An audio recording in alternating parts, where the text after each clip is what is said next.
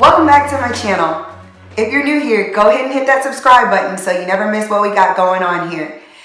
Today, I'm super excited, you guys, because this video is the one I've been waiting to shoot. This video is all about the tips and tricks that I use to get my company Executive Resources off the ground. Well, almost off the ground. But these are the tips and tricks that I use to start my business, and I'm super excited to share these with you guys. So, I want to start off by saying that I did not have a lot of capital to actually start this company. It's literally a company that I'm building on my back. I'm building it brick by brick. I'm not in a huge rush to get anything done because I definitely want to make sure that it's done to my liking and done how I would want to do it. With every decision and task, you want to make sure it's well thought out and that it's cost effective. And that's something that I definitely put into play every time I'm actually doing a task to get Executive Resources up and running. So the reason I'm so excited about this is because a lot of you guys have been DMing me, private messaging me, commenting under some of my YouTubes like, girl, what kind of business is Executive Resources? So today, like I said, you guys will be getting a little sneaky peek into what I've been doing and what kind of company Executive Resources is, and I'm so excited to share it with you guys. So if this is something you truly want to learn more about, or maybe you want to try your hand in entrepreneurship, or maybe you want to watch this for a friend, I highly encourage you guys to just continue to keep on watching. Remember, click that subscribe button because there'll be more tips as this company continues to grow. I'll be sharing all my tips and tricks with you guys because I want us all to be successful. Once again, keep on watching. All right, you guys, so your very first step is to log into a website called LegalZoom. LegalZoom is a company that simply does all your legwork for you. So when I say legwork, I mean that basically it sets up the actual business for you. So what you would do, as you see here on the screen, is that you would click forming your business and you would click on what kind of business that you're starting. From there, you would give all the details of your business, how many owners that you would have, what is the structure of your business, your name, your address of your business, the owner management, as well as the tax setup. All of these specifics are very important because it basically does all the tax legwork for you for your company. From there, after you do the tax setup and the business setup, like if you're doing a nonprofit, you would need to include if you're going to have board members and how many and all that good stuff as far as the business setup. From there, you would click on place your order. The cool thing about when you place your order is that they give you 3 options to pick from as far as packages. In those packages, you can also select a payment breakdown and pay for your business setup with payments. I love that. Like I said, I'm building this business from the ground up. So that definitely gave me a chance to kind of pace myself with the payments. It can be really, really affordable or it can be really, really expensive. It's really up to you. The very next step is to create a progress tracker.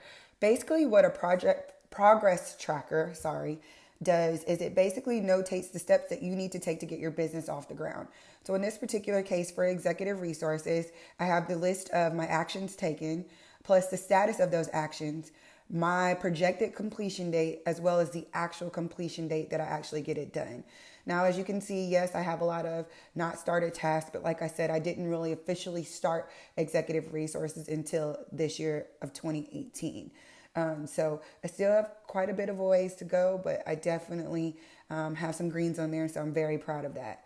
And keep in mind, a lot of these tasks do cost money.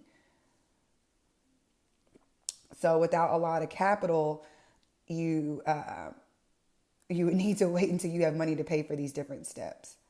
I will say when actually filling out your completion due date column, you want to make sure that that date is realistic to something that you can actually achieve.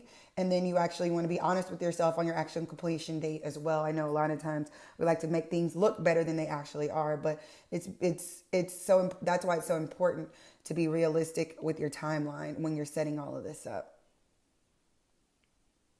Another thing on the actions taken column, everything will not necessarily be the same for everybody's business depending on what it is that you're looking to get accomplished. So make sure that you're listing your needs for your company. Maybe you've already set up an email. Maybe you've already gotten your business account set up, or things like that, and you've already taken the initial steps prior to creating the progress tracker, then you don't need to keep them on your actions taken. The third and final step is to utilize a website that is called Upwork.com. You can see it up there in the left-hand corner of the screen. And like I said before, I'll list the website down in the description box below. But what Upwork is essentially is a website where you can hire freelancers to do some of your work for you. So in terms of your logo, your website design, maybe if you need some writing done for you, whatever it is that you might need, they can provide. So what you would do is click on post a new job, or if you've been on the website before, you would click on rehire a freelancer. It'll go to ready create a job post, and you would basically click on create a new job post. From there, it's pretty step by step. What kind of work do you want done? What do you want to name your job post, so that way basically it could be searchable for freelancers to bid or send you proposals. And from there, you would describe the job that you're looking for them to do.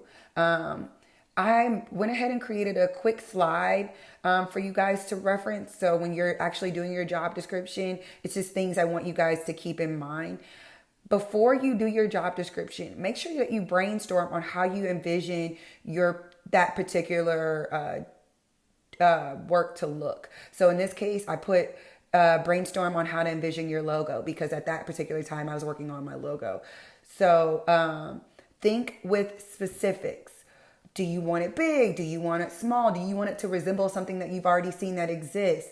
What is it that you are looking for it? How do you envision it to look?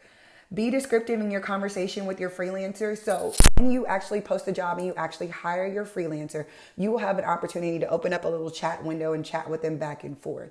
So when you're talking to them, keep in mind some of these people are from different countries. And so you want to be very, very specific when you're talking to them and be very descriptive. I went so far as to send him screenshot examples and send it to him of what exactly it was that I was looking for, all the way down to the color of my logo.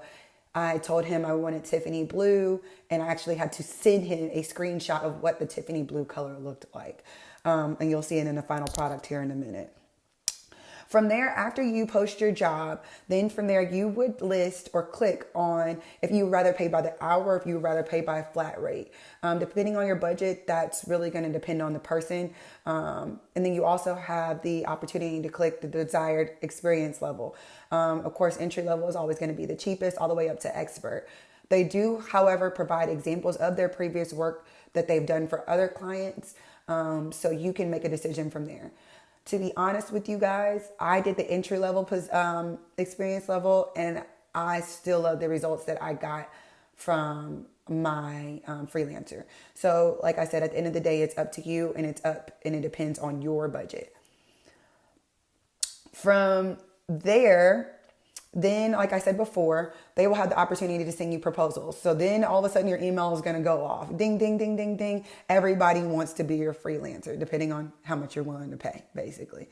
From there, you can kind of search through and browse through their work, see what it is that they provided to other clients previously, and then make your selection. I just wanted to show you really quick, like how I mentioned before about the conversation, that these guys come from all over the world. Like you can see on this particular screen, I'm looking for a video editor. There are proposals from Mexico. There's proposals from the United Kingdom. The guy that did my logo was actually in Bangladesh. So it's a really cool opportunity to basically even network with people around the country.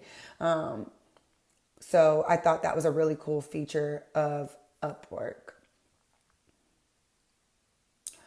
Alrighty, you guys. So here is the final product. My little baby.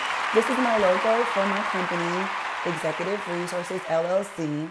And what Executive Resources is, drum roll please. No, I'm just joking. What Executive Resources is essentially enterprise services. So basically a staffing agency. I am looking to basically become a headhunter and staff employees, basically entry-level employees, so accountants, entry-level accounting, administrative roles, HR roles. I'm essentially just focusing on entry level because I'm just getting off the ground and running. Of course, as I continue to get more seasoned, I can definitely take on people with a lot more work experience, but that's the goal to kind of start off with at the moment. So I'm super, super excited about it. I'm working my butt off to get it, up and out the door.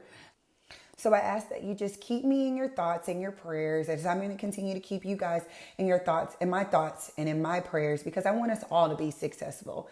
We're not all doing all this hard work for free. So we all want to give something back to this world and leave our mark here for years to come. So, not too bad for your first couple of steps, right?